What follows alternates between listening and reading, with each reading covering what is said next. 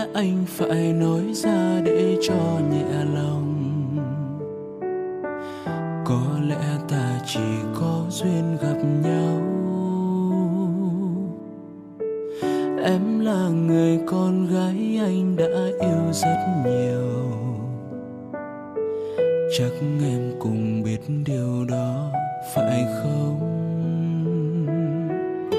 Sau bao sóng gió ta đã vượt qua. Anh tưởng hạnh phúc đã đến với mình. Anh tưởng không thể có gì đổi thay. Nào ngờ cuộc sống không cho ta trọn vẹn ước mơ. Khi tình yêu không còn như xưa, con người cũng thay đổi cách nhìn. Và giờ em nhìn anh chỉ là một người yêu cũ thôi sao? Anh là người thứ mấy trong danh sách những người em yêu. Em hãy nói thật đi, trong em anh ở vị trí bao nhiêu?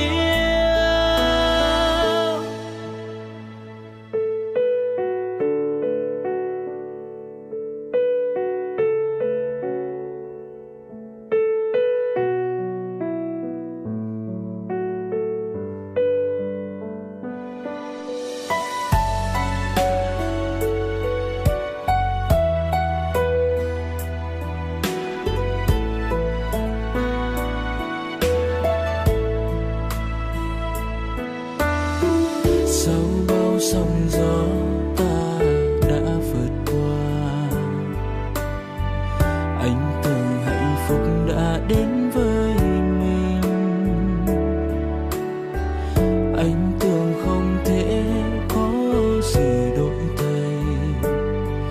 Nào ngờ cuộc sống không cho ta trọn vẹn ước mơ. Khi tình yêu không còn như xưa, con người cũng thay đổi cách nhìn. Và giờ em nhìn anh chỉ là một người yêu cũ thôi sao? Anh là người thứ mấy trong danh sách những người em yêu. Em hãy nói thật đi, trong em anh ở vị trí bao nhiêu?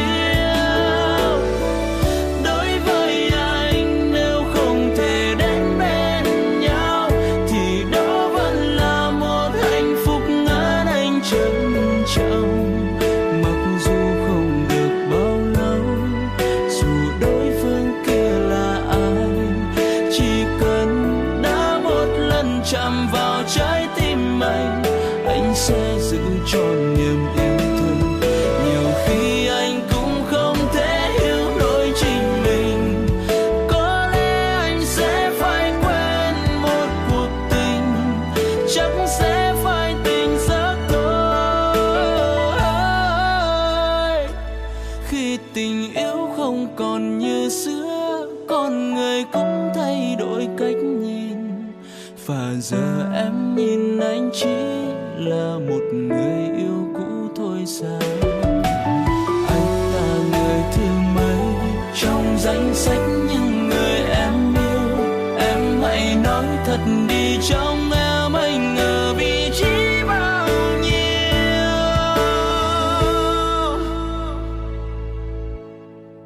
Có lẽ anh phải nói ra để cho nhẹ lòng.